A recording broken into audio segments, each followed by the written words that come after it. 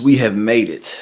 Hold on, let me make a few adjustments with my laptop over here. Bring it over a little bit closer. But we made it. And again, it's gonna be a longer Monday than normal. Usually, it's really not that much going on Mondays, but today apparently is a whole lot happening. I did not watch the Oscars, but apparently Donald Trump did and was quite upset about them because that's what he does. He's always watching TV and he's always worried about the ratings and who's talking about who. And of course, he knew that people was gonna be talking about his ass at the Oscars, so he tuned in. So we gonna check that out. We hold on. Let's see. Okay, yeah, no, we got some more stuff. Alonzo, my brother, how you doing? We got Lord of Bananas. What's going on? Um, apparently, E. Jean Carroll. Outlets have been writing that she could sue Trump again, but until she actually, Fritza, hello, how you doing? Trent, what's going on? How you doing today, Fritza? It's pretty nice. It's 51 degrees here. The sun's out, and I've been moving slow today. Not in a bad way, though. I haven't been moving in a slow day, but I mean, I haven't been moving slow in a bad way. I've just kind of been coasting. You know what I mean? Moving along. And two, it's an hour and ahead as well. So like obviously we're still getting used to it being the day being an hour ahead or whatever. But we have arrived. And I'm glad that it's daylight savings time because man, the lack of sunlight just makes for a depressing life. Alex Jones, we got him angry. Bob Menendez, um apparently Bob Menendez is looking at some additional potential charges and stuff like that. So, let's just go ahead and oh yeah, we got quite a bit of stuff today, don't we? Hold on, let's see what's up with this before we get into the Oscar stuff because I got a lot of tabs up. So let me see. Hold up. All right, we got. Give it a sec to load up. Oh yeah, Fritz. I know your weekend was definitely rough. Huh? Fritz is going through some family loss right now. That's always difficult. You know, definitely. Really the only thing that you can ever do in situations like that. One, obviously, you got to go through it, but also two, there's so many silent lessons to be learned, and also through grief, you really get to cherish memories and just appreciate things in life a lot.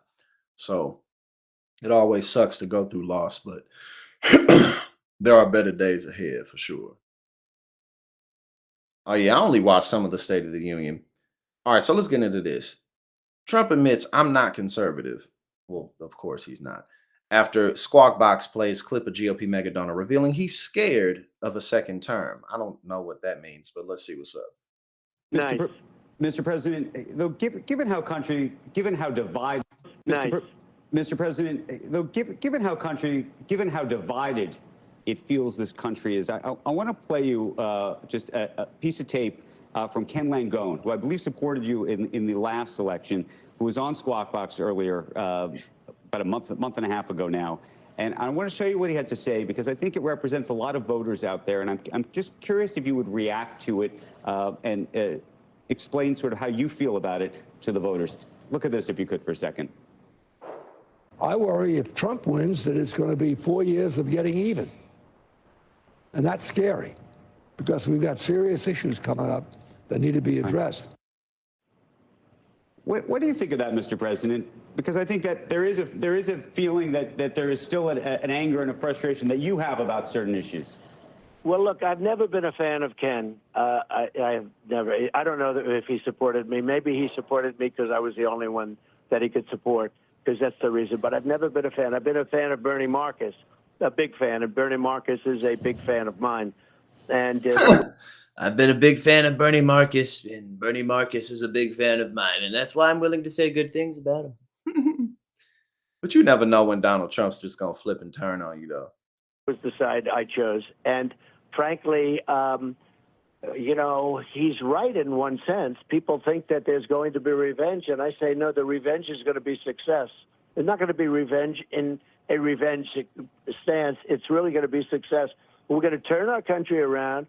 We're going to bring sense and common sense. People say you're conservative. I'm not conservative. You know what I am? I'm a man of common sense. And a lot of conservative policies are common sense. We're not going to have open borders. You're going to have to come in legally. We're going to close. He basically just said he doesn't really believe in anything. I just go whichever way the wind is blowing at the moment. And it just happens to be that there are conservative policies that are common sense. God, this dude, man. I mean that's all he just said. He just said that I don't really believe in much of anything. I just do whatever's whatever's advantageous at the time. If you know what I am, I'm a man of common sense. And a lot of conservative policies are common sense. We're not going to have open borders. You're going to have to come in legally. We're going to close up the borders. I had the best border. I had the safest border in the history of our country. Everything's the best ever. When he gets back in, what he just said, we had the safest, the best border in the history of the United States. Like, what are you really saying though? Like, I guess when he says that, the only message that really comes across is absolutely nobody gets through whatsoever. You know what I mean? Like, it's pretty much that's it. And it was all he had to do is he could have gone to the beach like he likes doing. He thinks he looks good in the bay. This border in the history of our country. No one gets through, period. Like that's all that they mean. Because what are you even talking about? He doesn't know. He's just running his mouth. And it was all he had to do is he could have gone to the beach like he likes doing. He thinks he looks good in a bathing suit. If he would have left everything in place, including the people that were doing it, I had the best border in history. We built 571 miles of wall. I got Mexico to give us massive numbers of free. Why is but see here's the thing, right? It's like, I mean, obviously we're talking about the MAGA cult but it's just crazy to me that he promised that he was going to build this wall across the entire southern border of the United States, and he's bragging about getting 500 something feet. What he said miles. I think that's what he sold. I know it wasn't feet, obviously, but it was just like, and he didn't do that. Like, he didn't build 500 miles of wall. Like, he just had repairs done, and that's always happening. There's always repairs being done in whatever the barriers are. But it's just like, none of this makes sense. It's nothing but branding. That's all it is. It's just anti-immigration. Of wall. I got Mexico to give us massive numbers of people that were doing it. I had the best border in history. We built 571 miles of wall. I got Mexico to give us massive numbers of free soldiers. Now, there's a case of terror. Like, that's so short of the border. Like, 571 miles is like the width of Missouri. Maybe not quite that, but like, I'm sure it's a little bit longer than Missouri, but like, nah, bro, like that's like a state. That's the width of like one state. Like, why is that a brag? And then anytime you have a discussion about Trump falling short, it's always because of everyone else. It's because of the Democrats, or it's because of the Rhino Republicans. He just can't lose. And that's why it really is a cult. No matter what, nothing matters. I said, if you don't give us the soldiers, we're going to put a 25% tariff on your cars. They laughed at me when I said I want 28,000 soldiers. And I like, the president of Mexico. I think he's a very good guy. He happens to be a socialist, but you can't have everything. But they laughed at me. I said, I want you to give us 28,000 soldiers on our border to stop the people that are coming in with the caravans. And they laughed at me. I said, that's okay. You don't want to do it, right? Yeah. I'm going to put a 25% tariff on all of your products, including all of the cars that you're selling. They took like we were babies, 32% of our car manufacturing business over the last 30 years. 32% is now being made in Mexico and getting bigger all the time. And now, as I he's just like all over the place.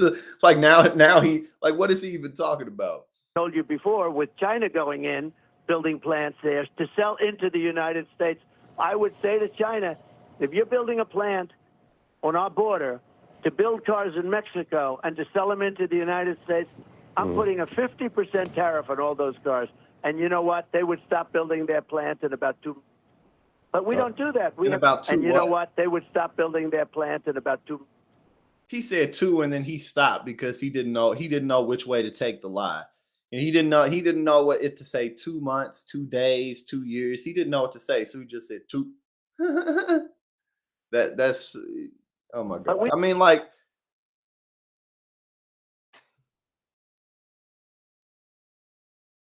imagine becoming president and that being like your greatest downfall. I mean, because how many people are ever going to be in a position to where they have that much political influence and power, to where they have that much attention, or where they basically have everything of the world at their fingertips like that. I mean, like, and that ends up being like one of the worst things that's ever happened for you. Obviously it's a serious position, but all I'm saying is it's like in no way was him being president worth it. It just wasn't worth it. Yes, exactly. Just 2. It's that fast. It's that fast. Just 2. They just gonna stop building their factories in 2. Is that quick. All right, hold on. Let's see what's up now. And my man's was ranting about the Oscars. So let's see. I saw that Oppenheimer won a whole lot. Yes, that's exactly what he tried to do. He just skipped the 1 and the 3 halfway through. You know what I'm saying? That was the day after he took his dementia test. Now, I know sometimes people be high and shit, and sometimes you have slips of the tongue, but my man's does brag about remembering man, camera, TV, person. All right, so what's up with this? Former President Donald Trump followed up his Oscar awards tantrum with a late night attack on President Joe Biden that coupled a debunked claim with a demand for all his criminal trials to disappear. Trump lashed out in real time during the 96th Academy Awards, the Oscars, telecast to attacked host Jimmy Kimmel in a characteristically Trumpian post. You know, that is, I'm sitting here imagining a big old ass fat 3-year-old on a bed. I mean, like, what are you doing, bro? Like, what are you doing? This dude is, he just got fined over $500 million. He doesn't have the money. He's got all these criminal indictments. He's got to deal with that. You got to win re-election, which you haven't done yet. You know what I'm saying? You got everything in line to move forward just fine and potentially win, but you haven't done that yet. This dude is sitting up here watching the Oscars, whining and complaining about the Oscars. And how much does that really show to he wishes he was there? You know what I'm saying? How much does that just demonstrate that Trump wishes he was at the Oscars and that everyone was loving that he was there? But you know, and obviously this is an old topic, but when he does things like this, it's just so obvious. Like, bro, you wish you was in that building. You wish all those people loved you. You wish they wanted to shake your hands and take pictures with you, because those are really the people that he's always wanted to be accepted by. He don't care about these broke ass people in the middle of Arkansas, in the middle of Kansas and Missouri. He don't give a fuck about none of them. Why would he? I mean, given the type of person that he is, but it's like his father and his attempt to always appease his father and him never being able to do it. Like, it's just, this dude is just a giant, and he's just a big child. He's a 78-year-old child. All right, hold up. But the Oscars weren't the only thing on his mind. Trump went on to rant about the sprawling Georgia election crimes case that has been thrown into turmoil, and to repeat an off debunked claim that Biden is directing all of the legal action against Trump. And again, it's like, how can on the one hand you say that Joe Biden is this mastermind, but then also be like, oh, he's cognitively impaired? It's definitely more on the end of him being, not in a position to be there. But he can't be both. You can't have both. All right, let's see what's up. Um. Okay, so this is what he said. How can Fonnie Willis possibly oversee a case which is completely compromised and fraudulently brought by her and her highly paid lover? She never paid cash as a reimbursement to him. If she did, where did she get the cash? An even bigger problem? She lied in order to get out of the problem. Very easy to prove. Everything should be immediately dropped and let the American patriots go home. Absolve them all from this terrible and totally disproven witch hunt. Election interference. In conjunction with the crooked Joe Biden Department of Justice and White House. I mean, all he really has, all the honestly, like all this dude really has is the court of public opinion. And I mean, that's really it. Because otherwise he wouldn't be doing this. I mean, what would be the point? It didn't help you in your civil trials whatsoever. And honestly, it made it worse. Donald Trump, I mean, he would have gotten a penalty, obviously, but he likely wouldn't have gotten as big of a penalty as he did if he would have just shut up during the trials.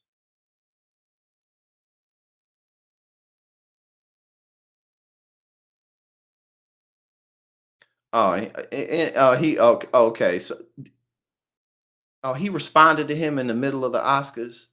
Hold up.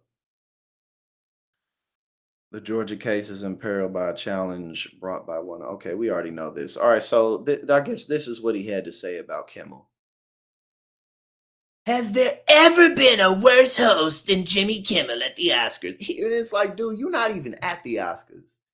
Eh, you just somebody outside. You somebody in the stands talking shit. You're not even in the game. Like this dude is so. And again, I'm not speaking anything about Joe Biden right now. I'm just talking about like being a part of this cult is like the most ultimate embarrassing thing. Because again, there's really no cult for Joe Biden. Of course, you got your liberals and shit, but it's just not the same. It's just like this dude is sitting up here talking shit about you like you're not even in there. You're not even in there, bruh. If Obama wanted to be in there, he could have been. You feel me? If he would have made a call and been like, I feel like being at the Oscars, they would have been like, all right, bet, come on. Man, I mean, if Obama showed up at the Oscars and they put it, man, the whole world would be talking about it. And Trump is jealous as fuck. Again, we're not talking politics. We're just talking about public opinion right now. You know what I mean? Barack Obama is generally liked. You know, he's not despised. He's not frowned upon like a clown in the same way that Trump is. You feel me? Like it's just hilarious because he can't hide how pathetic he is. He's so pathetic. Again, he may be president again. That doesn't mean he won't win in November. But he's such a pathetic man. If you can even call this dude a man. His opening was that of a less than average person trying too hard to be something which he is not, and never can be. Projection. Get rid of Kimmel and perhaps replace him with another washed up but cheap ABC talent, George Slopinopoulos. George Slopinopoulos. He would make everybody on stage look bigger, stronger, and more glamorous. Also, a really bad politically correct show tonight, and for years. That and you seeing this, what I'm saying is like, no, yeah, no, Fritz, 100%. His head would have exploded if Obama was at the Oscars. Because again, everyone would be talking about it. I mean, you know, it's like, bro, I didn't even watch the Oscars, and I'm not saying that makes me superior or that I'm not saying anything. All I'm saying is I didn't even watch it. And this dude is a former president, possibly going to be the next president. And he sat and watched the whole damn show. Bro, this dude doesn't do anything. Everything about him is a lie. Everything about this man is a lie except the truth. Okay, what did he say? Disjointed, boring, and very unfair. Oh, it's unfair. What was unfair about it? Why don't they just give the Oscars to those that deserve them? Maybe that way their audience and TV ratings will come back from the depths. Make America great again. You know what? And you know what also is hilarious about this, right? Is it's like yet another example of how it's like, okay, Republicans, okay, right wing. I get that y'all love this whole authoritarianism shit because you know y'all don't really want to think about stuff, and you just you want someone else to just boom boom pow all your enemies away and all that shit.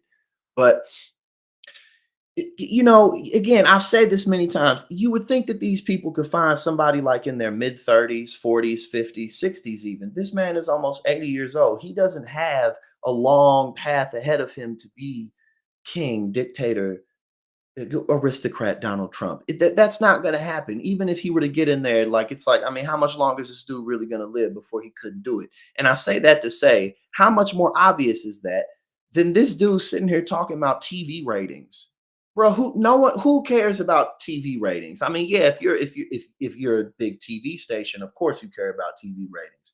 Do they hold weight? Yeah, they hold weight, but it's not the future. You know what I mean? Like, this dude sitting here talking about TV ratings like that's something that everyone's talking about and everyone cares about. He's so, like, both of these dudes are just like, he's just as old as Joe Biden, you know?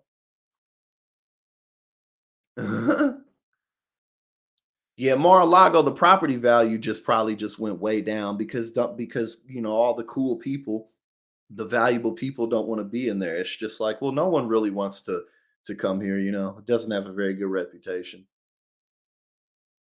But you know what I'm saying? And again, see, Fritza, and that's why, that exactly what you said right there, Fritza, is exactly why he's so jealous.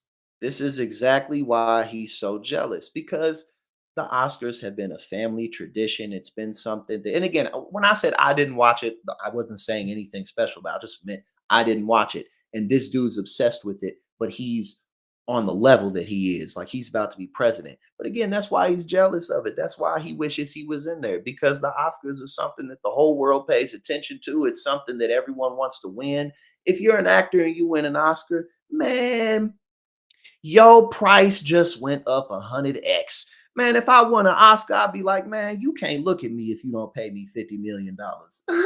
You know what I'm saying? I'm just talking shit, but that's what Oscars do for people. You know, like, they just put you on a level that it's like, man, I don't got to work another day in my life. I could just go around talking about shit for the rest of my life, do what I want. It's a big deal. And he wishes he was there. But if he did show up, no one would want to see him. No one would want to talk to him. It's so funny. It really is funny. Because again, it's like, this pathetic man, right? Ain't nobody get slapped this year. Ain't nobody get slapped. You know what I'm saying? But it's just like, it's so dumb, man. You know, doing this show is not about me, and I appreciate you having me. It's really about you and Emma and all these great actors and actresses and filmmakers. But I was told we have like an extra minute, and I'm really proud of something. I was wondering if I could share it with you. I just got a review, and has there ever been a worse host than Jimmy Kimmel? Like, bro, how embarrassing is this? How embarrassing is this, bruh? You know what I mean? Donald Trump, the man, imagine how much this got under his skin, right? This dude wants to be here so bad. And this dude, Jimmy, just pulls out his phone and starts roasting him, and the whole audience starts laughing at him. Bruh, it's so, and then when he was in front of the world at whatever world conference that was, and then world leaders laughed at him. Bro, this dude's a joke, man. The only people, nobody he wants to respect him does.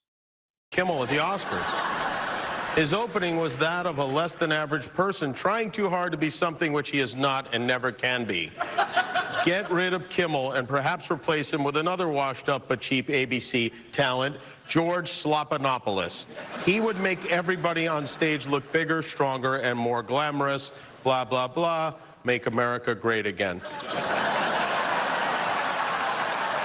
Bro, this is so fucking embarrassing, bruh. This is so embarrassing.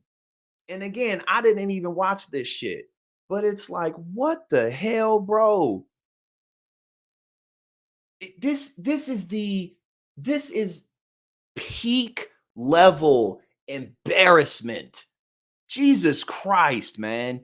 And you oh my God, imagine how much he's fuming.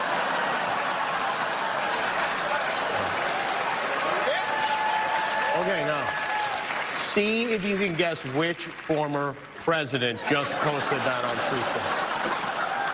Anyone? No? Well, thank you, President Trump. Thank you for watching. I'm surprised you're still. Isn't it past your jail time?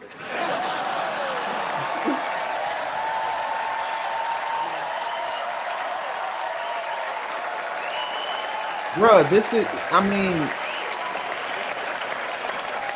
and again, the reason why it's so embarrassing is because he cares. It's not because any of us may or may not care. He cares.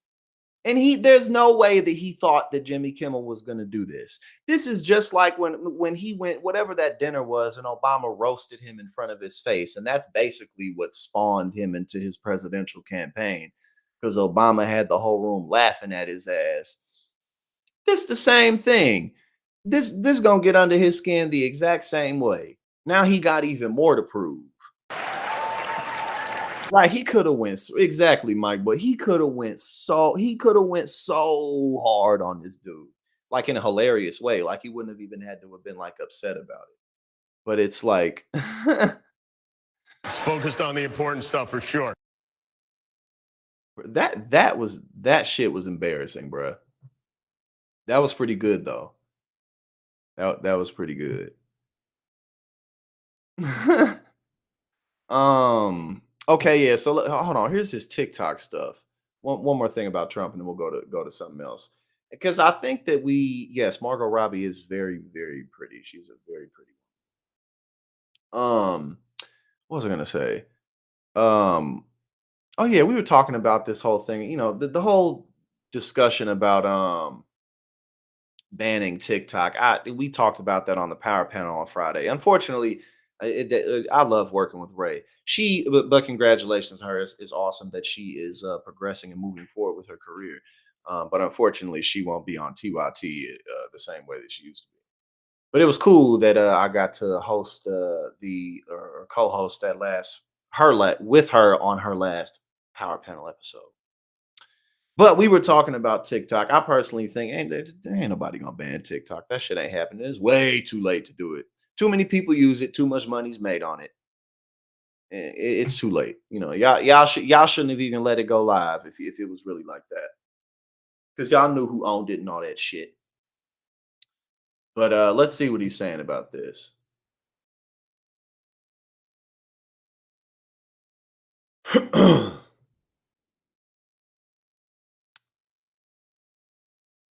Trump stumbles through word salad on banning or not banning TikTok. I haven't seen this. I just want to hear what he has to say. I personally think it's a waste of time, but also I just think it's just not realistic at this point. It's just not. It's two things. It's not realistic, and it's not worth it. Ray's an attorney, so she about to go do her attorney thing. You know what I'm saying? So that's what she doing. Mr. President, talking about China, I want to ask you about perhaps one of the biggest business stories and policy stories of the moment, and that is TikTok. You have called TikTok a national security threat. At one point, you said that their, quote, data collection threatens to allow the Chinese Communist Party access to Americans' personal and proprietary information. And yet it appears that you've now reversed your view on banning TikTok. Why is that? So I had it done. And then Congress said, well, they ultimately usually fail. You know, they are like extremely political, and they're extremely subject to Congress said. Why is that? So I had it done. And then Congress said, well, they ultimately usually fail. You know, they are like extremely political, and they're extremely subject to people called lobbyists who happen to be very, very talented, very good. Oh yeah, Ray's still gonna be doing her own thing for sure. Shit, I'm still gonna be in contact with her for sure. But yeah, she's good at this shit. She'll continue to do this for sure. Good and very rich. I could have banned TikTok. I had it banned just about. I could have gotten it done. But I said, you know what? I could have, but I didn't do it. You know, I could have flown to the moon, but I didn't do that either. I'll leave it up to you. I didn't push them too hard because, you know, let them do their own research and development. And they decided not to do it. But as you know, I was at the point where I could have gotten it done if I wanted to. I sort of said, You guys decide. You make that decision because it's a tough. Okay, so and again here, if Trump's supposed to be this huge dynamic leader, then why is he just like, oh, yeah, I'll just let you guys do it. I know I'm the one who's in the seat. I know I'm the number one guy, but go ahead and do it. Oh, okay. I could have did it, but I just, I wasn't feeling it that day. I had a cold. Tough decision to make. Frankly, there are a lot of people on TikTok that love it. There are a lot of young kids on TikTok who will go crazy without it. There are a lot of users. There's a lot of good and there's a lot of bad with TikTok. But the thing I don't like is that without TikTok, you can make Facebook bigger. And I consider Facebook to be an enemy of the people, along with a lot of the media. What Facebook did with lock boxes, with the $500 million Zuckerbucks lock boxes that he put in, I mean, I consider illegal, but he's not answering the question at all. He's not giving an answer whatsoever. They put people in jail when they spend. They put people in jail when they spend more than $5,600 in a campaign. They go to jail if they're $200. Look at Dinesh D'Souza. Right. They put him in jail over a couple of $100. And yet here's a guy spends $500 million and he doesn't go to jail. Mr. President, though, is TikTok, but do you believe that TikTok is a national security threat or not? Because if it is, and I believe that the emergency powers order that you had put in place at the time suggested that it was. Was that not true? I do believe that. I do believe it. And we have to very much go into privacy and make sure that we are protecting the American people's privacy and data rights. And I agree, but, we also have that problem with you have that problem with Facebook and lots of other companies, too. I mean, they get the information, they get plenty of information, and they deal with China, and they'll do whatever China wants. If you look at some of our American companies, when you talk about highly sophisticated companies that you think are American, they're not so American. They deal in China, and China, if China wants anything from them, they will give it. So that's a national security risk also. But when I look at it, I'm not looking to make Facebook double the size. And if you ban TikTok, Bro, just say no. Just say you don't want to ban it. Facebook and others, but of course, mostly Facebook will be a big beneficiary. And I think Facebook has been I think Facebook has been very bad for our country, especially when it comes to elections. Mr. President, you met recently with Jeff Yass, who's a hedge fund manager, has a stake in TikTok. He's a huge GOP donor. Steve Bannon has suggested that you've been paid off to switch your view. How did your view change? How did that come about? And did you have a conversation with Jeff Yass about it? No, I didn't. I met with him very briefly. I made a speech and I said hello to him and his wife, who's lovely. And actually, her primary thing was on education. She wants choice, as I do. And she mentioned to me more than anything, we talked about education. It was a meeting that lasted for a few minutes. No, the only one I met was, I met them both. And, I don't think I ever met him before, but he never mentioned TikTok. Yeah, you're right. He could have just said freedom. Yeah, it said, I want people to have a choice. She did. But his answer, honestly, was hard to follow. Mention school choice, and that's what. Well, there we go. All right, so man, we got quite a bit of things. Okay, so before we get to Miss Carrie Lake, we got a quick campaign finance updates. Who's donating money? Where is it going? Who's it going to? All of that good stuff. So we got the evangelical group Faith and Freedom, led by Ralph Reed, to spend $62 million on Trump. Get out the vote effort.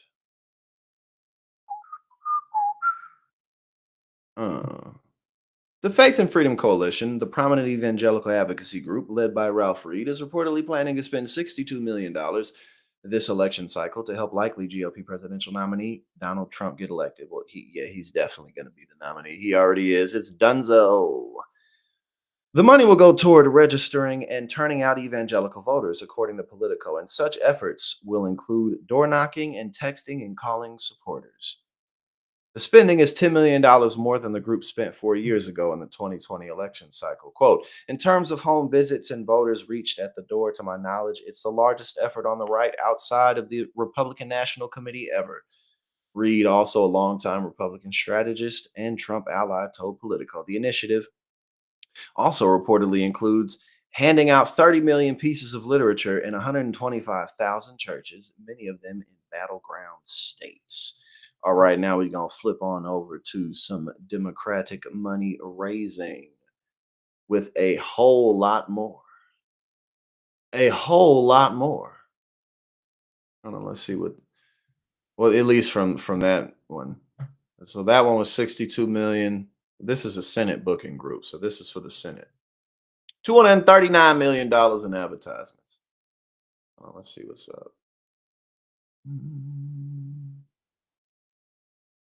Morbius. Hold on, let's see. Gifted the member. Thank you so much. Thank you so much for gifting the membership. DJBT, welcome to the Hero Squad. Thank you so much. Hold on, let's see. I'm reading what y'all say. And I'm catching up with y'all. All right, so on to the here we go with this other fundraising news. Democratic Senate group booking $239 million in ads. A group that works to help elect Democrats to the Senate booked $239 million in television ads to defend 7 seats that Republicans will seek to flip this fall. Senate Majority Political Action Committee announced the ad buy in a release on Monday, saying the organization will supplement the reservations along with digital ad investments focused on Latino, Black, and young voters. The Washington Post first reported the reservation. In 2024, a woman's access to abortion, health care coverage for pre-existing conditions, and the preservation and strengthening of Medicare and Social Security are all on the ballot. That's why we're placing the largest ad reservations in Senate history to remind voters exactly what's at stake this election. The reservations come as Democrats prepare to defend their narrow 51-49 majority in the Senate. The map that gives Republicans many more opportunities to pick up seats. The GOP is likely to add a seat in West Virginia with Democratic Senator Joe Manchin not running for re-election. Boom, boom. All right.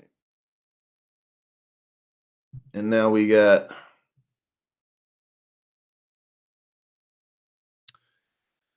the largest portion of the reservation is $65 million reserved for Ohio, where Senator Sherrod Brown is running for another term. The second largest amount, $45 million, is earmarked for Montana, as Senator John Tester also tries to hold a seat. Both states are conservative leaning and will likely vote for former President Trump in November. So Brown and Tester may face the biggest challenge of any Democratic incumbent. So we'll definitely be keeping our eyes on all. Well, we're going to be keeping our eyes on everything, but definitely Ohio and Montana, as we just pointed out. The other reservations are $42 million in Pennsylvania, $36 million for Nevada, $23 million for Arizona, and $14 million each for Michigan and Wisconsin. Quote, this massive television and digital investment will allow us to reach voters where they are and hold Republicans accountable on our way to holding the Senate. All right. So, little campaign finance updates on both the Republican and Democratic sides. All right. Yeah, Sherrod Brown has been there for quite some time. Yeah, he has been. But now, and again, that's the type of information we're really, along with more local political stuff. But I'm gonna start in the member section putting up like topic ideas, because some of what I want to do throughout the week is come on and we'll just discuss random, like literally just random shit. Like it may be like, you'll see. I'm gonna put it up in the member section. It's gonna be fucking fun. So yeah, I'm gonna do that this week. We're gonna get it popping. I'm not streaming tomorrow. I got other stuff going on, but I'm gonna put it up because it's time. You know what I mean? We moving into the spring. It's time to really turn shit up. But yes, we just went over a little bit of political campaign donation Well, not donation. We went over the numbers. Fuck it. I'm high and I've been talking about a lot of things. Oh, let's flip on over to Miss Kirsten Cinema. You know, I've been saying about her from the moment I really kind of got a good idea of what she was about. I've been saying this woman does not care about being a senator. She don't care about that shit. It was just something good for the resume. Now she can move on. Do some lobbying or whatever else. She good. Her resume is quite good. And people don't really she's not particularly well liked, but she isn't like I mean, I'm honestly people outside of politics and people who aren't like political nerds like us, people don't know who the fuck this woman is. She'll be all right. You know what I'm saying? Like, she'll be all right. But I thought this was interesting. Kirsten Cinema is still sitting on over $11 million in campaign cash, and she could easily use it to fuel her post-Senate life. And we went over some stories. Actually, I was on TYT when we did it. Yeah, it was a power panel, but we were talking about how much money she spent on like just balling out basically on hotels and wineries and stuff like that. You know. All right, so let's see.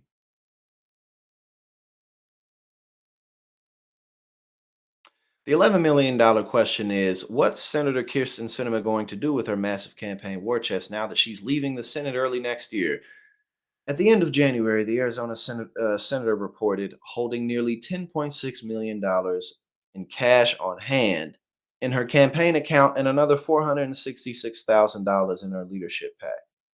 Many had expected the Democrat turned independent to use that money on what would likely have been a difficult three-way reelection race against Democratic Rep. Ruben Gallego and Republican Carrie Lake, who we're going to flip to next. We're going to flip to her next. Bow, bow, bow, bow, bow, bow. All right. I don't know what tune I was just doing in my head, but I was smacking the bass, whatever the fuck that shit was. Cinema signaled as much in an October statement, saying that her campaign had, quote, the resources to continue our work helping Arizonans build better lives for themselves and their families. Now, it's far from clear what will happen to those resources because her campaign didn't say anything about it. Cinema could simply close up shop entirely, refunding the remainder of that sum back to her donors. She could donate an unlimited amount of that cash to a charity, nonprofit group, or even a party committee. Though, given Cinema's vocal disdain for party politics, that last one seems unlikely. She could also simply sit on the money and wait until the time is right to run for federal office again, though she told Bloomberg last week that she will not run for president this year. In any case, there's no pressure to decide anytime soon. She gonna hold it. She gonna wait. She'll sit on it for a while. You know, no reason to no real reason to rush things. It's $11 million. Take your time. Fritza, okay, 5 months membership. Thank you so much. And thank you so much, everybody, because we are growing and everything is going well. And as the weather continues to warm up and people come back to life, we're going to keep on doing better. So I'm really excited about everything. I love and appreciate you all. Thank you so much. You really keep me going. Okay, so where were we here? In any case, there's no pressure to decide anytime soon under current law. See, yeah, I mean, yeah. Don't rush it. It's $11 million we're talking about. Sarah Gosh, director of federal campaign finance reform at the Campaign Legal Center, warned that such PACs often become slush funds for former office holders to pay for personal expenses or advance their post congressional lobbying careers. Indeed. Indeed. Quote, unfortunately, we have seen that happen before, illustrating the need for stronger legal guardrails around this type of activity. And they call those zombie PACs, a political piggy bank. Okay, what we got? We got the political piggy banks going. Oh. The first scenario is arguably the most benign. Cinema simply enters the private sector, perhaps joining a board or becoming a college president, finding a sinecure at a think tank, or becoming a paid contributor to a network, really anything that doesn't involve lobbying. That's been the route taken by former Republican Senator Rob Portman of Ohio, one of Sinema's closest buddies in the Senate before his 2022 retirement. I guess that's them. Portman joined the Conservative American Enterprise Institute as a fellow, but he's still fairly active in politics. Well, we're going to keep our eyes open. Portman still has $2.9 million in his campaign account.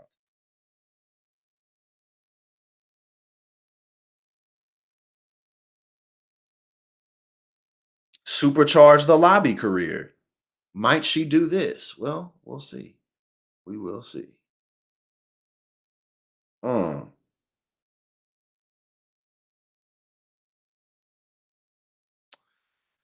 The prospect that gives ethics experts the most heartburn is the idea of former lawmakers using campaign cash to bolster their lobbying careers.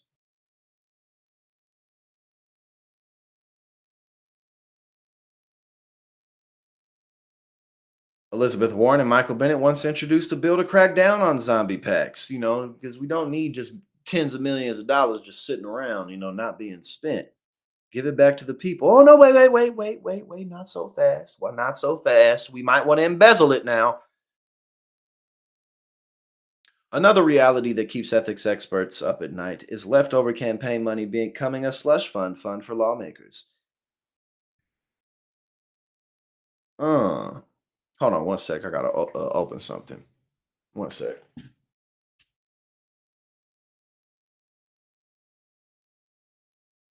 Oh, here we go. Sinema has already faced some scrutiny for this. As the Daily Beast first reported, her campaign spent thousands of dollars on ritzy hotels and luxury vehicle services in Europe in the final months of 2023. And we talked about some of this on TYT.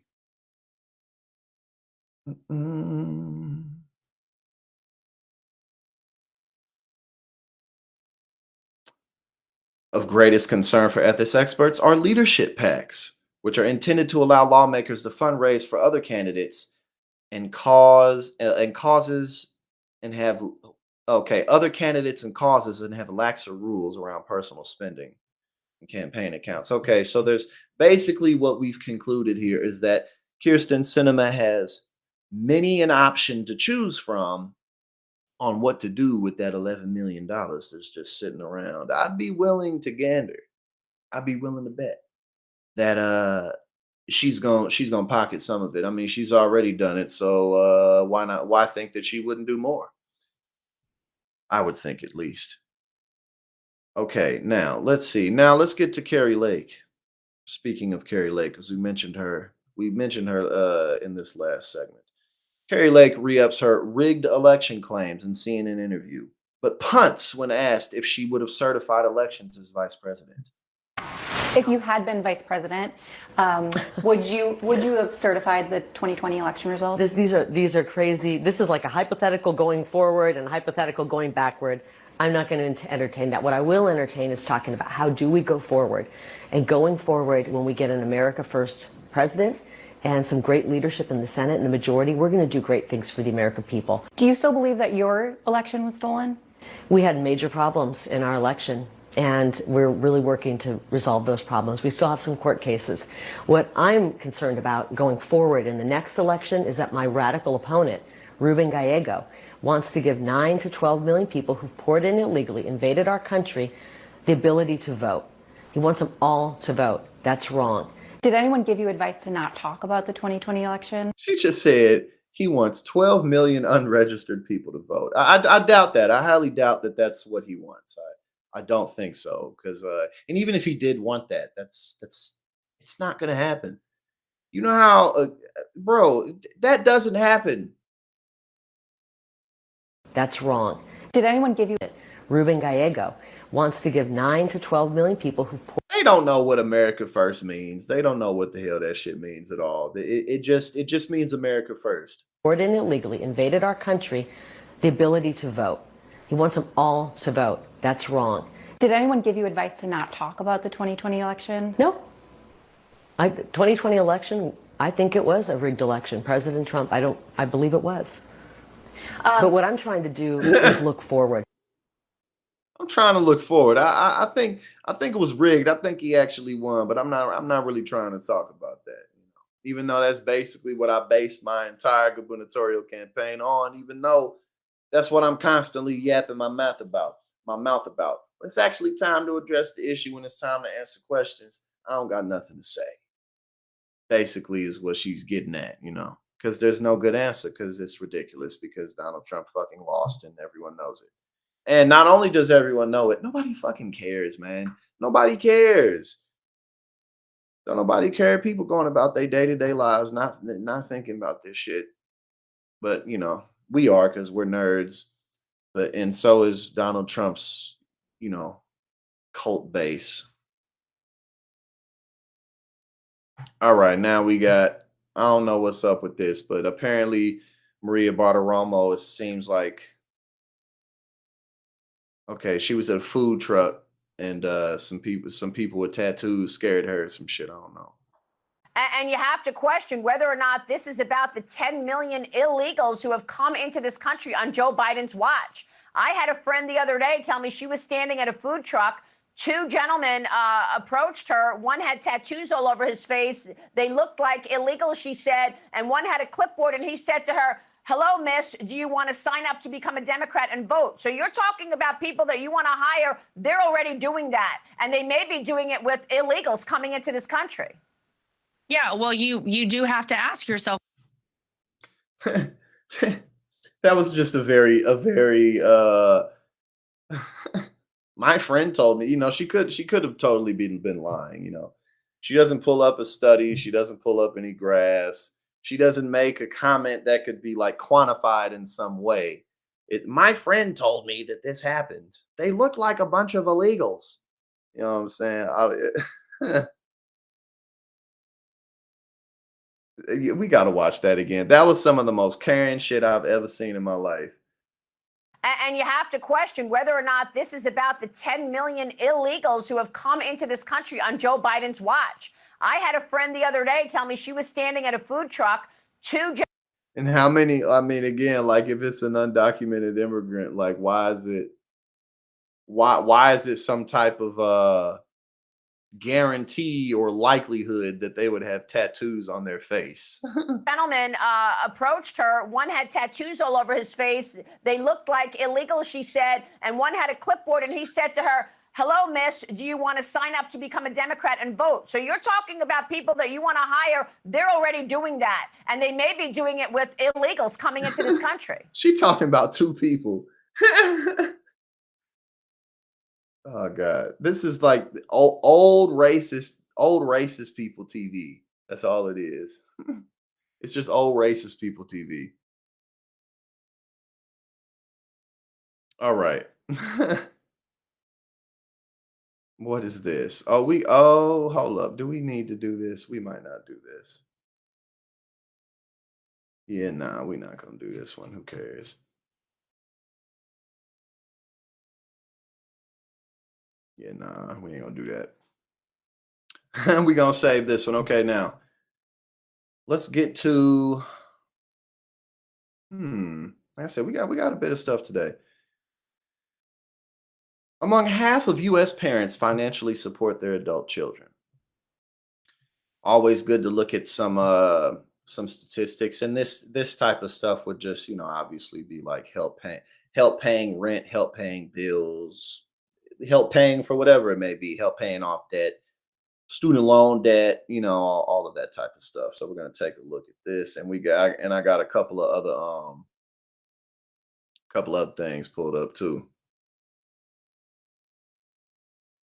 Parents are contributing an average of twice as much to their adult kids as they are to their own retirement savings. There was no recovery. There was just more money printed. That's all that happened. Getting older is unavoidable, but growing up, well, that's a different story. A new survey found that nearly 47% of parents in the U.S. financially support their adult children in some way.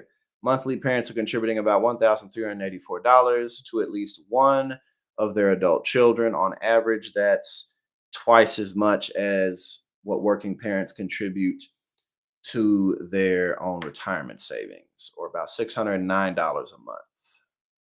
So again, this is clearly rent, bills, whatever. The study, conducted online by technology and coupon sleuth company savings.com, surveyed an estimated one. Okay, so again, it's a small study, but still, this is good information. 50% men, 50% women. Although parts of the economy are showing signs of improvement, led in okay, that's very, very marginal improvement, whatever that means. In particular, Gen Z, those between 18 and 27 years old, were the most common group to receive financial support.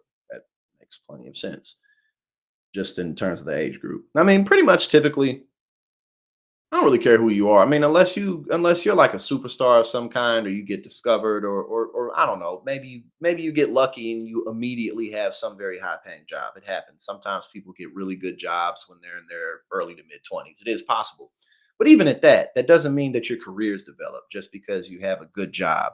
It seems to me like you kind of spend your 20s building up building up who you are, who you will be as an adult, building up your resume, your reputation. And then once you get to your 30s, hopefully that's kind of where you know what you can do, you know what you're capable of.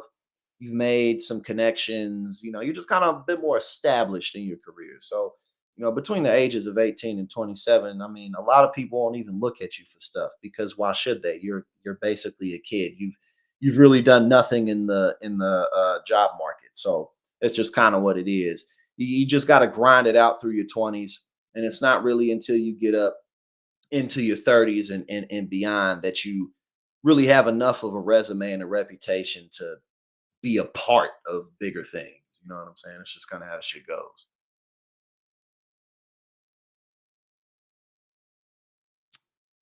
And I got another thing pulled up too.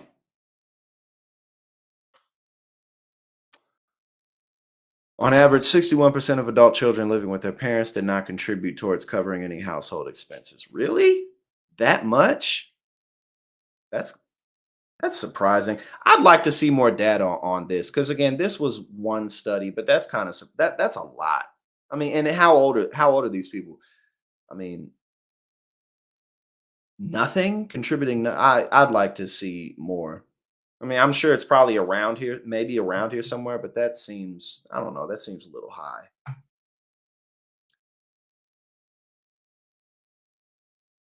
Um, okay, I had something else pulled up, but it pretty much went over the same numbers. Oh, well, all right. I'm hungry too. It's about that time.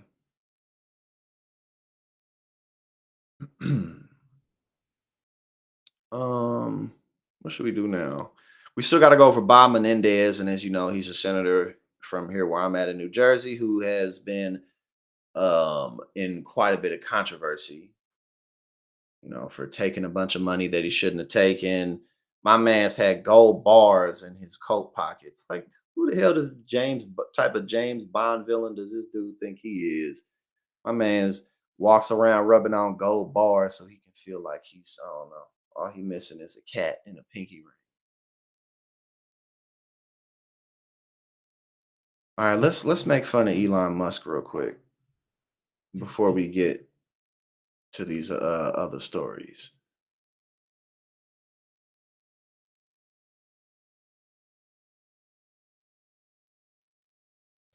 Elon Musk slammed on his own platform for complaining about woke Oscars. Sounds like someone didn't get invited. And again, it's the same thing, because if he's another person, like Trump was jealous because he wasn't at the Oscars, and even if he did go, would nobody there be fucking with him?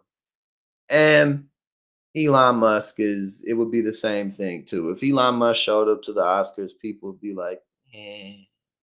Like, we're you're super rich, but we're all pretty wealthy too. So no one really gives a fuck about that. You know what I'm saying? Like, people really wouldn't be fucking with him like that. While the rest of us spend our Sunday night watching movies like Oppenheimer and Poor Things Sweep, at the 2024 Oscars. Others, like Elon Musk, were busy complaining about the annual award show. Shortly after the broadcast began, Musk fired up his social media platform, X, formerly known as Twitter, and dragged the ceremony's politics. We already won that. I mean, we already read through that. We already looked at that.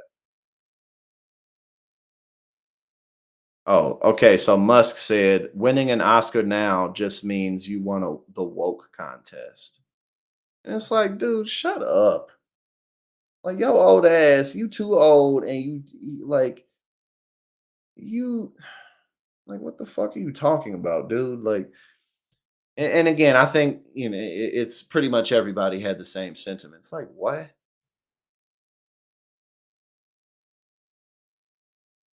I don't know where some of these at. Winning an Oscar now just means you won. Shut the fuck up! Shut the fuck up! Shut the fuck up!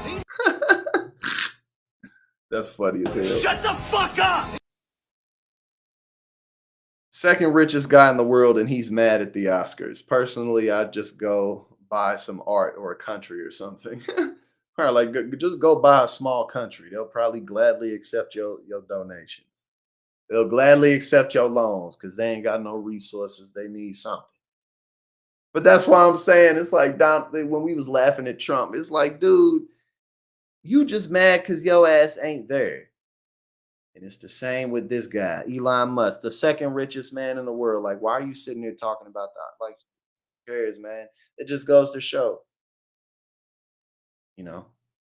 money can buy many things, but it's not going to make you cool and it's not going to make you fulfilled.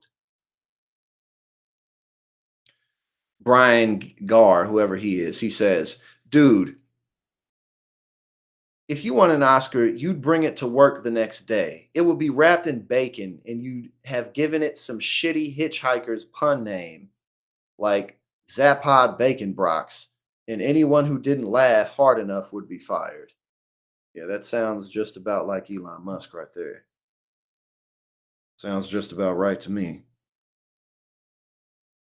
So yeah, Elon Musk. Shut the fuck up!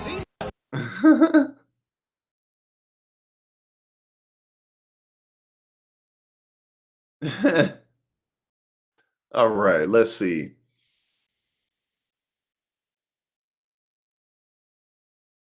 Big budget time. Biden sends the budget. What's up with this budget now? Oh.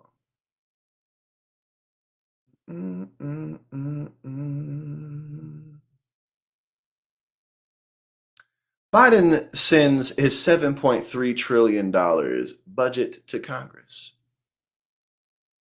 President Biden is proposing a $7.3 trillion fiscal year 2025 budget that would offset spending on his key domestic priorities, including tax credits for families and new money for housing, by increasing taxes on corporations and the rich. Hold up.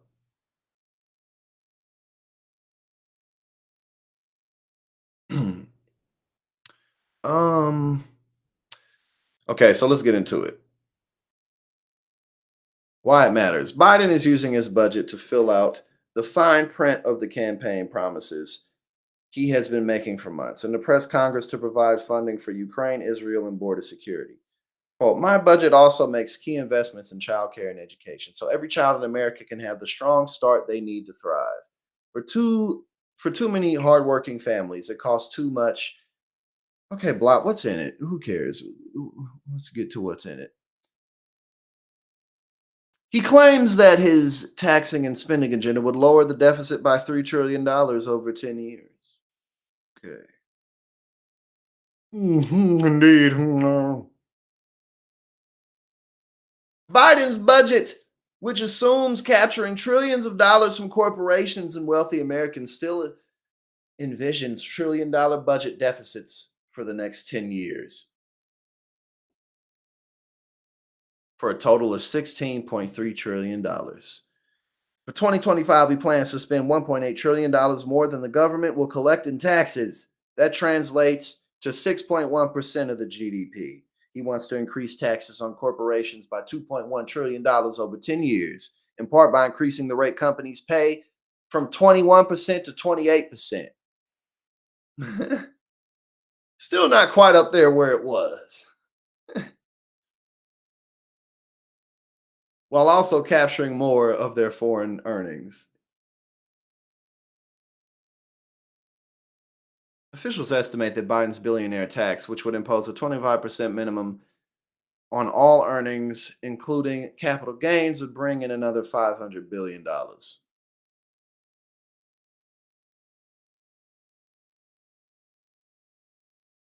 Okay, so he wants to spend $258 billion to build or preserve over 2 million housing units.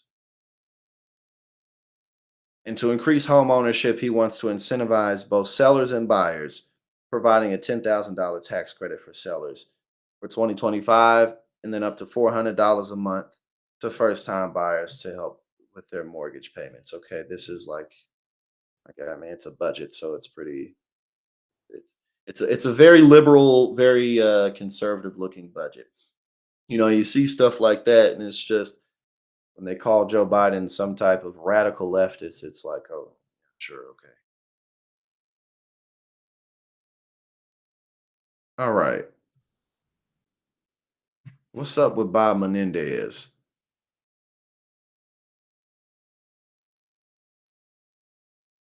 My bad. I don't need to.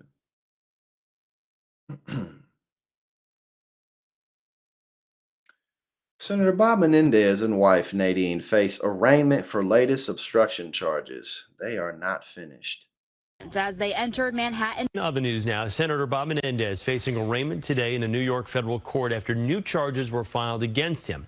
Obstruction charges were added just last week against the New Jersey Democrat and his wife. CBS 2's Christina Fan live outside the courthouse in Lower Manhattan with more. Christina? Chris, last week, the senator called the new charges an abuse of power, but today he declined to comment as he entered and exited the courthouse. He, his wife, and 2 other New Jersey businessmen all pleaded not guilty to the new federal indictment. Senator Bob Menendez and his wife remained silent as they entered Manhattan federal court Monday to be arraigned on new corruption charges. The allegations this time include obstructing the investigation into a years-long bribery scheme in which This dude is in trouble, man. the senator allegedly traded his political influence for money. The couple, along with 3 New Jersey businessmen, were charged last year for conspiring to use Menendez's political power for the benefit of Egyptian government officials and to assist the businessmen in overcoming various business and legal issues. In exchange, prosecutors say the senator and his wife accepted hundreds of thousands of dollars in cash, gold bars, and a luxury car. Jose Uribe, one of the businessmen who was charged, recently pleaded guilty, admitting to a judge he gave the senator's wife a car in order to influence him. According to new court documents, the senator's wife met with Uribe after federal investigators executed search warrants at the Menendez home, and during the meeting, Uribe agreed he would tell investigators the car payments were loans. The couple is now charged with obstruction of justice for allegedly falsely characterizing the return of bribe money as repayment for loans. And while the senator declined to comment today, an attorney for one of his co-defendants, Will Hanna, denied all allegations. He said his client will not be cooperating with federal investigators because he, quote, did nothing wrong. Gold bars Menendez. Yeah, I mean, I think that this is just pretty cut and dry corruption. It's really nothing to see here. It's really nothing to talk about. You just need to go ahead and wrap it up. Wrap your career up. You've been here for a while. You know, it's all right. You made the choice. The judge in this case said the new charges will not impact the start of trial, which is currently scheduled for May 6th. Reporting live from Lower Manhattan, Christina Fan, CBS 2 News. Christina, thank you. Right. Exactly. You can't even accept gold bars in exchange for services no more. The fuck type of woke shit is this? Okay. Hold on. See, I may not even need to do this. Okay, apparently Donald Trump said something about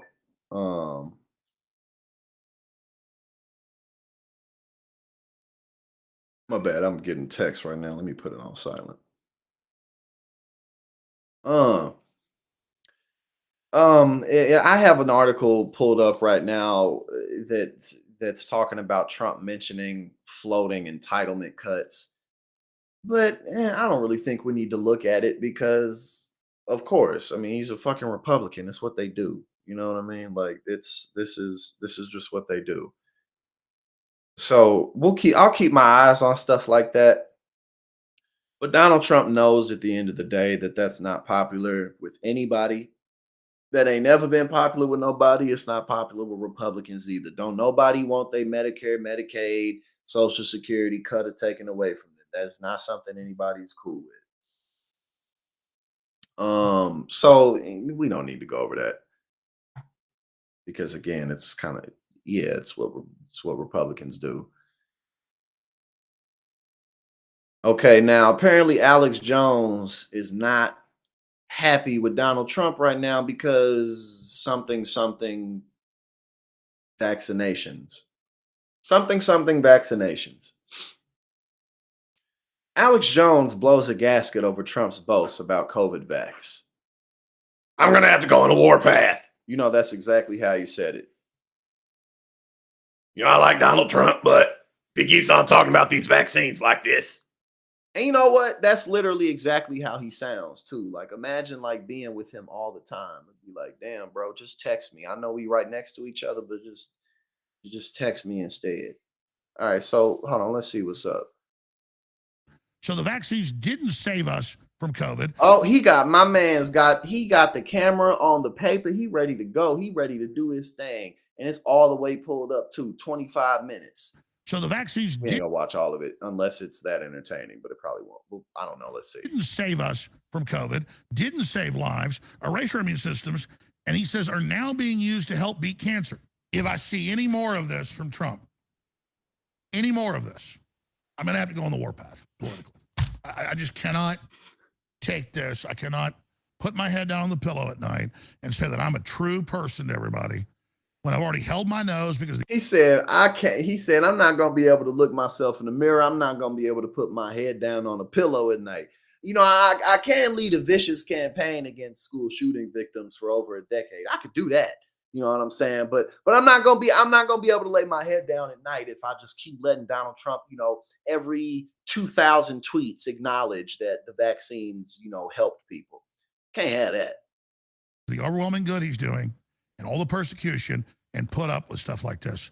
It'd be like if your mother created this great Thanksgiving meal and cooked for 2 days to get it ready, and it's this beautiful meal on the table, and your mother comes out and pulls her pants down and shits all over the table. Doesn't matter how good the turkey or the ham is. He said, hold on, we got to hear that again. We got to hear that again. Persecution and put up with stuff like this. It'd be like if your mother created this great Thanksgiving meal and cooked for 2 days to get it ready, and it's this beautiful meal on the table, and your mother comes out and pulls her pants down and shits all over the table. Doesn't matter how good the turkey or the ham is, or the stuffing, or the collard greens, or the sweet potatoes. The collard greens, shit's all over the collard greens and the sweet potatoes. Yo, this is so much better than what the fuck this is so much better than I imagined it would be. We may end up watching this whole damn thing. He shit on the collard greens, the sweet potatoes. Meal and cook for 2 days to get it ready. And it's this beautiful meal on the table, and your mother comes out and pulls her pants down and shits all over the table. Doesn't matter how good the turkey or the ham is, or the stuffing, or the collard greens, or the sweet potatoes. Doesn't matter how good the turkey or the ham or the collard greens or the stuffing. Doesn't matter how good it all is. You know, she just had to pick. What, bro? What? Oh my God. This is amazing. Or the salad, or the pumpkin pie, or the cobbler. Just shit all over it. You know, doesn't matter how good any of it is. God damn it. She spent 48 hours preparing this meal. She just came out, pulled her pants down, took shit all over everything. What an interesting guy. This is, yes, exactly. If my mom shit on the vaccine. You know what? Taking a shit all over the Thanksgiving meal, all over the dinner table in front of the family is the same thing as getting a vaccine for smallpox. What an interesting guy. One of a kind. And he's still making money. He's still making so much damn money, too. Because she just shit all over the table.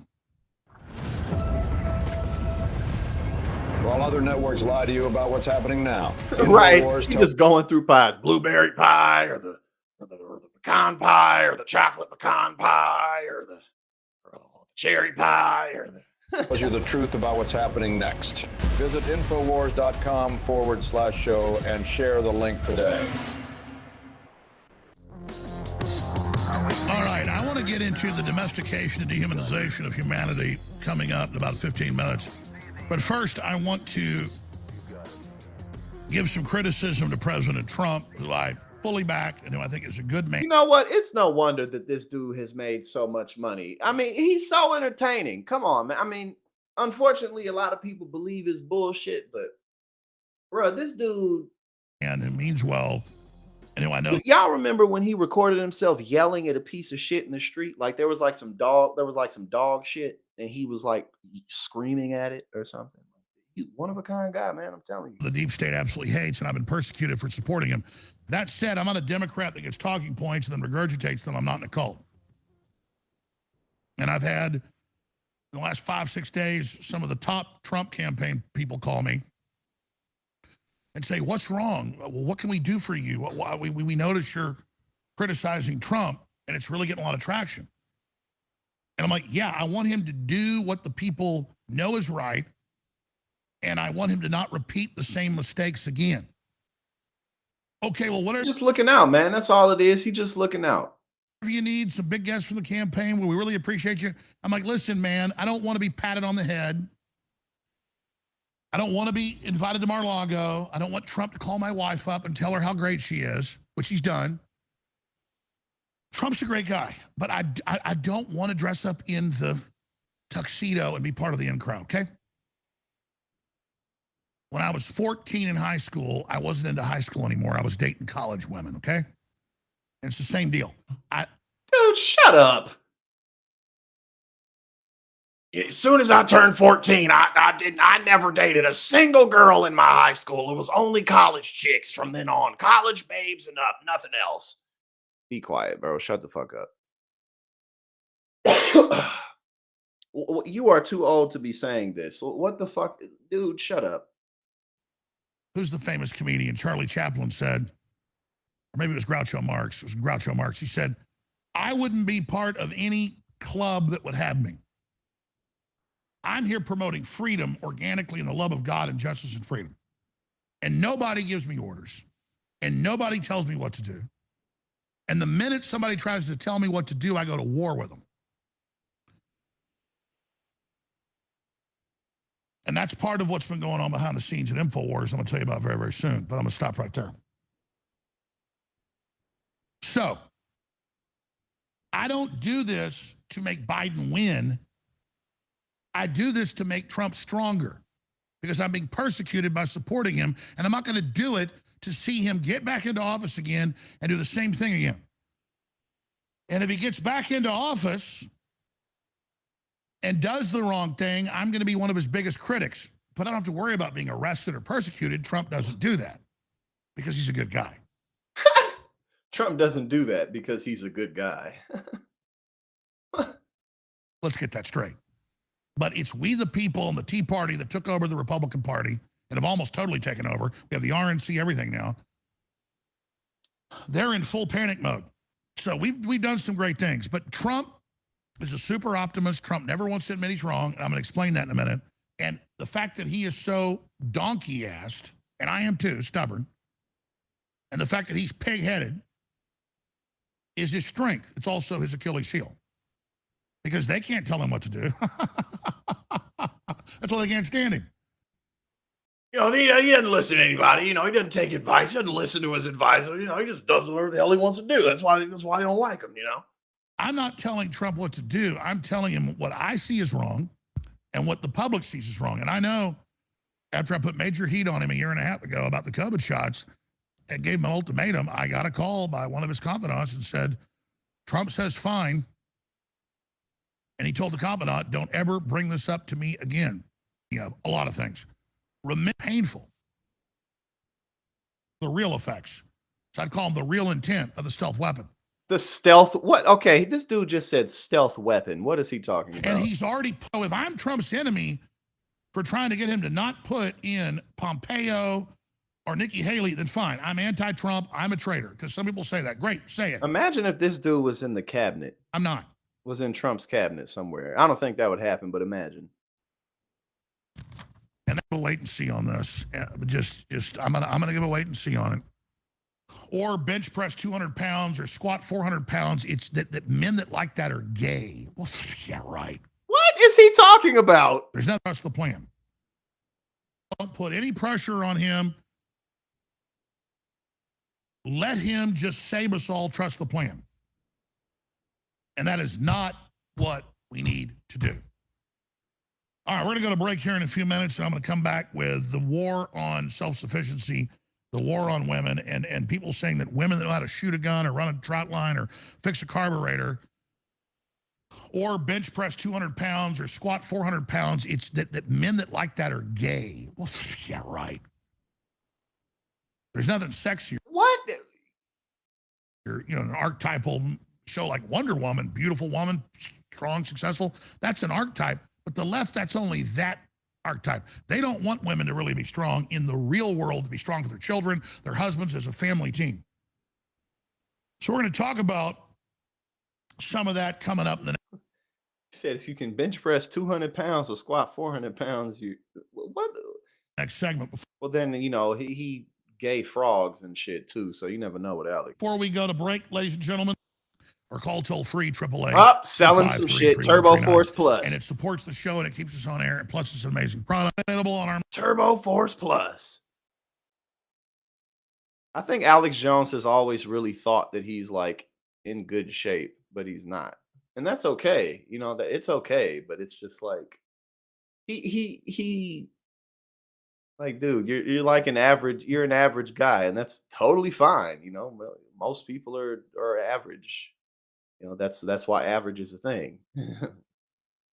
Take these supplements, and he's so strange. All right, we got a couple more. Sir, you saved our industry. Trump claims Grateful Steel Company execs wept before him. Dollars came in like clockwork. Obama, Bush, everybody else, they did absolutely nothing. So, Mr. President, I just wanted to ask you, though, you'd also talked about proposing a 10% tariff, if you will.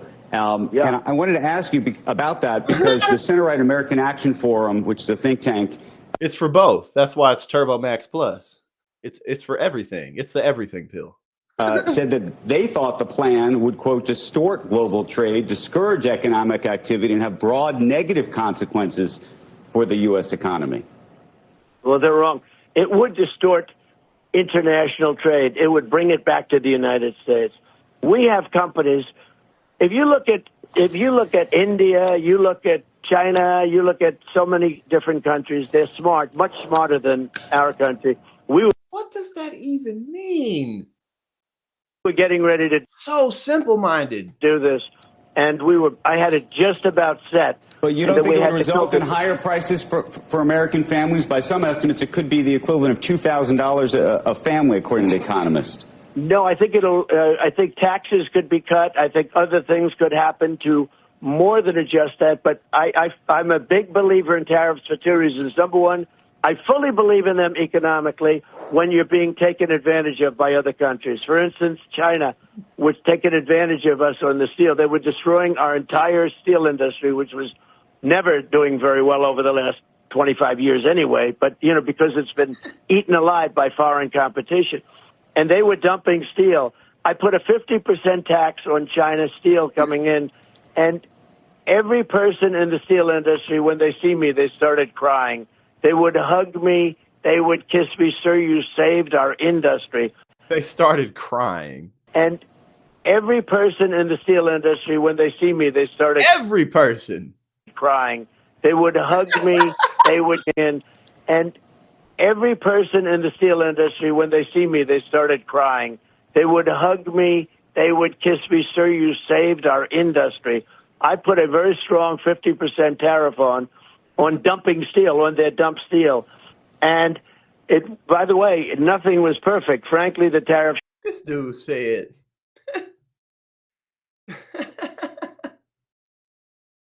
this dude said, every single steel worker who sees me just bursts out into tears and can't control the level of gratitude that they feel. Like, nah, bro.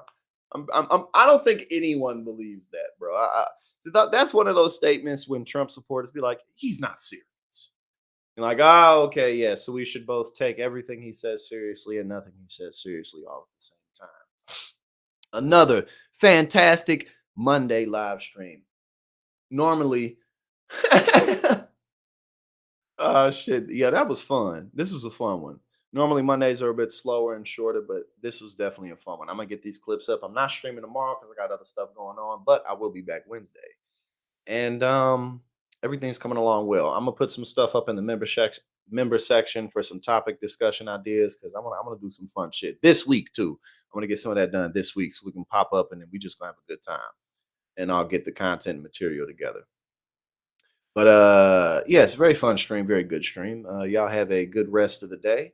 Damn, I'm still getting used to it being late. I'm looking down like, damn, it don't feel like it's almost 6, but it's still light outside. So yes. All right, y'all. Love and appreciate all of you, and I will see you.